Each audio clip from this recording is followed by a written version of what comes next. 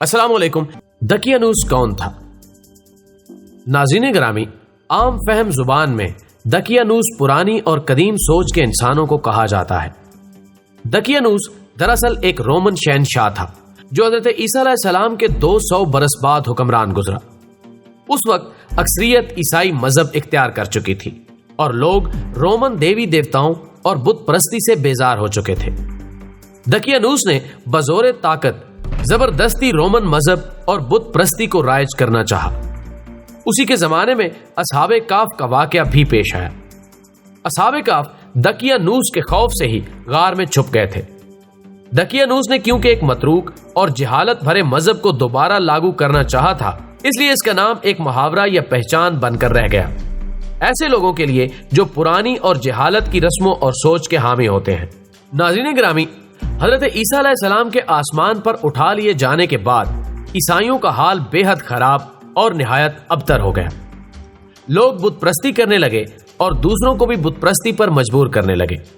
खसूसन उनका एक बादशाह दकियानूस तो इस कदर जालिम था कि जो शख्स बुत परस्ती से इनकार करता था ये उसको कत्ल कर डालता था। असहाबे काफ शहर अफसोस के शुरफा थे जो बादशाह के मुअज़्ज़ज़ दरबारी भी थे, मगर ये लोग साहिब ईमान और बुत परस्ती से इंतहाई बेजार थे। दकियानूस के जुल्म जबर से परेशान होकर ये लोग अपना ईमान बचाने के लिए उसके दरबार से भाग निकले और करीब के पहाड़ में एक गार के अंदर पनाह गुज़ीन हुए और वहीं सो गए। तो 300 बरस से ज्यादा अरसे तक इसी हाल में सोते रह गए। दकियानूस ने जब उन लोगों को तलाश कराया और उसको मालूम हुआ कि ये लोग गार के अंदर हैं, तो वो बेहद नाराज हुआ और फरते गैज़ो गजब में ये हुक्म दे दिया कि गार को एक संगीन दीवार उठाकर बंद कर दिया जाए ताकि ये लोग उसी में रहकर मर जाएं और वही गार उन लोगों की कब्र बन जाए। मगर दकियानूस ने जिस शख्स के सपुर्द ये काम किया था वो बहुत ही नेक दिल और साहिब ईमान आदमी था। उसने असहाबे काफ के नाम, उनकी तादाद और उनका पूरा वाकया एक तख्ती पर कुंदा कराया और तांबे के संदूक के अंदर रखकर दीवार की बुनियाद में रख दिया और इसी तरह एक तख्ती शाही खजाने में भी महफूज करा दी। दकियानूस बादशाह मर गया और सल्तनतें बदलती रहीं, यहाँ तक कि एक नेक दिल और इंसाफ परवर बादशाह जिसका नाम बैदरूस था तख्त नशीन हुआ, जिसने 68 साल तक बहुत शानो शौकत के साथ हुकूमत की। उसके दौर में मजहबी फिरका बंदी शुरू हो गई और बाज लोग मरने के बाद जी उठने और कयामत का इनकार करने लगे। कौम का ये हाल देखकर बादशाह रंजो गम में डूब गया और वो तन्हाई में एक मकान के अंदर बंद होकर खुदावंदे कदूस अज़्ज़ व जल के दरबार में निहायत बेकरारी के साथ गिरिया उजारी करके दुआएं मांगने लगा कि या अल्लाह अज़्ज़ व जल, कोई ऐसी निशानी जाहिर फरमा दे ताकि लोगों को मरने के बाद जिंदा होकर उठने और कयामत का यकीन हो जाए। बादशाह की ये दुआ कबूल हो गई और अचानक बकरियों के एक चरवाहे ने अपनी बकरियों को ठहराने के लिए उसी गार को मुंतखब किया और दीवार को गिरा दिया। दीवार गिरते ही लोगों पर ऐसी हैबत और दहशत सवार हो गई कि दीवार गिराने वाले लर्ज़ब अंदाम होकर वहां से भाग गए और असहाबे काफ बहुक्म इलाही अपनी नींद से बेदार होकर उठ बैठे और एक दूसरे से सलामो कलाम में मशगूल हो गए और नमाज भी अदा कर ली। जब उन लोगों को भूख लगी तो उन लोगों ने अपने एक साथी यमलीखा से कहा कि तुम बाजार जाकर कुछ खाना लाओ और निहायत खामोशी से यह भी मालूम करो कि दकियानूस हम लोगों के बारे में क्या इरादा रखता है। यमलीखा गार से निकलकर बाजार गए और ये देखकर हैरान रह गए कि शहर में हर तरफ इस्लाम का चर्चा है और लोग एलानिया हजरत ईसा अलैहिस्सलाम का कलमा पढ़ रहे हैं। यमलीखा ये मंजर देखकर महवे हैरत हो गए कि इलाही, ये माजरा क्या है कि इस शहर में तो ईमान और इस्लाम का नाम लेना भी जुर्म था, आज ये इनकलाब कहां से और क्यों कर आ गया। नाज़रीन ग्रामी, फिर ये एक नान बाई की दुकान पर खाना लेने गए और दकियानूसी जमाने का रुपया दुकानदार को दिया जिसका चलन बंद हो चुका था, बल्कि कोई इस सिक्के का देखने वाला भी बाकी नहीं रह गया था।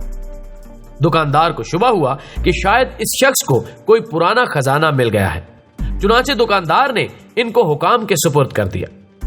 हुकाम ने इनसे खजाने के बारे में पूछकर शुरू कर दी और कहा, बताओ खजाना कहाँ है। यमलीखा ने कहा कि कोई खजाना नहीं है, ये हमारा ही रुपया है।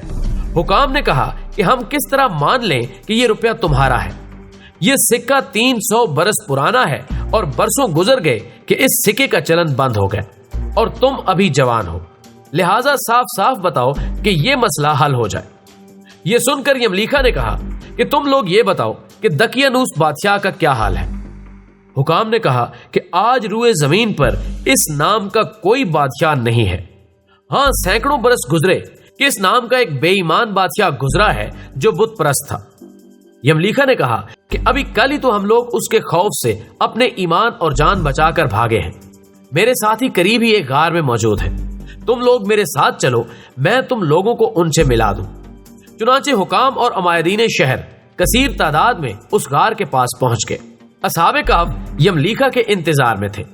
جب ان کی واپسی میں دیر ہوئی تو ان لوگوں نے یہ خیال کر لیا کہ شاید یملیکا گرفتار ہو گئے، اور جب غار کے منہ پر بہت سے آدمیوں کا شور و غوغا ان لوگوں نے سنا تو سمجھ بیٹھے کہ غالباً دقیانوس کی فوج ہماری گرفتاری کے لیے آن پہنچی ہے۔ تو یہ لوگ نہایت اخلاص کے ساتھ ذکر الہی اور توبہ و استغفار میں مشغول ہو گئے۔ حکام نے غار پر پہنچ کر تانبے کا صندوق برآمد کیا اور اس کے اندر سے تختی نکال کر پڑھی تو اس تختی پر اصحاب کہف کا نام لکھا تھا، اور یہ بھی تحریر تھا کہ یہ مومنوں کی جماعت اپنے دین کی حفاظت کے لیے دقیانوس بادشاہ کے خوف سے اس غار میں پناہ گزین ہوئی ہے۔ تو دقیانوس نے خبر پا کر ایک دیوار سے ان لوگوں کو غار میں بند کر دیا ہے۔ ہم یہ حال اس لیے لکھتے ہیں کہ جب کبھی بھی یہ غار کھلے تو لوگ اصحاب کہف کے حال پر مطلع ہو جائیں۔ حکام تختی کی عبارت پڑھ کر حیران رہ گئے، اور ان لوگوں نے اپنے بادشاہ بیدروس کو اس واقعے کی اطلاع دی۔ فوراً ہی بیدروس بادشاہ اپنے امراء اور عمائدین شہر کو ساتھ لے کر غار کے پاس پہنچا، اور اصحاب کہف نے غار سے نکل کر بادشاہ سے معانقہ کیا اور اپنی سرگزشت بیان کی۔ بیدروس بادشاہ سجدے میں گر کر خداوند قدوس کا شکر ادا کرنے لگا کہ میری دعا قبول ہو گئی، اور اللہ تعالیٰ نے ایسی نشانی ظاہر کر دی جس سے موت کے بعد زندہ ہو کر اٹھنے کا ہر شخص کو یقین ہو گیا۔ اصحاب کہف بادشاہ کو دعائیں دینے لگے کہ اللہ تعالیٰ تیری بادشاہی کی حفاظت فرمائے، اب ہم تمہیں اللہ تعالیٰ کے سپرد کرتے ہیں۔ پھر اصحاب کہف نے السلام علیکم کہا اور غار کے اندر چلے گئے اور سو گئے، اور اسی حالت میں اللہ تعالیٰ نے ان لوگوں کو وفات دے دی۔ بادشاہ بیدروس نے سال کی لکڑی کا صندوق بنوا کر اصحاب کہف کی مقدس لاشوں کو اس میں رکھوایا، اور اللہ تعالیٰ نے اصحاب کہف کا ایسا رعب لوگوں کے دلوں میں پیدا کر دیا کہ کسی کی یہ مجال نہیں کہ غار کے منہ تک جا سکے۔ اس طرح اصحاب کہف کی لاشوں کی حفاظت کا اللہ تعالیٰ نے سامان کر دیا، اور پھر بیدروس بادشاہ نے غار کے منہ پر ایک مسجد بنوا دی اور سالانہ ایک دن مقرر کر دیا کہ تمام شہر والے اس دن عید کی طرح زیارت کے لیے آیا کریں۔ معزز دوستو، یہ تھا بادشاہ دقیانوس اور اصحاب کہف کا مختصر سا قصہ۔ اگر یہ واقعہ پڑھ کر آپ لوگوں کا ایمان تازہ ہوا ہو تو ہماری یہ گزارش ہے کہ اس ویڈیو کو اپنے دوستوں کے ساتھ زیادہ سے زیادہ شیئر کر کے ہماری حوصلہ افزائی کیجیے، اور کمنٹ باکس میں ہمیں اپنی قیمتی تجاویز سے بھی ضرور آگاہ رکھیے۔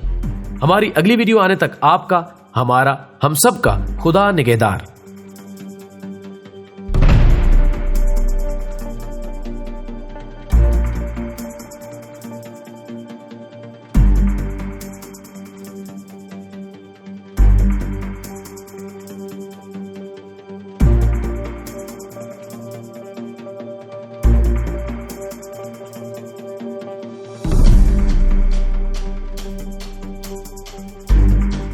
دی انفو پلانٹ کے معزز دوستو، میں ہوں ماجد ملک، اور آپ سب دیکھنے اور سننے والوں کو السلام علیکم۔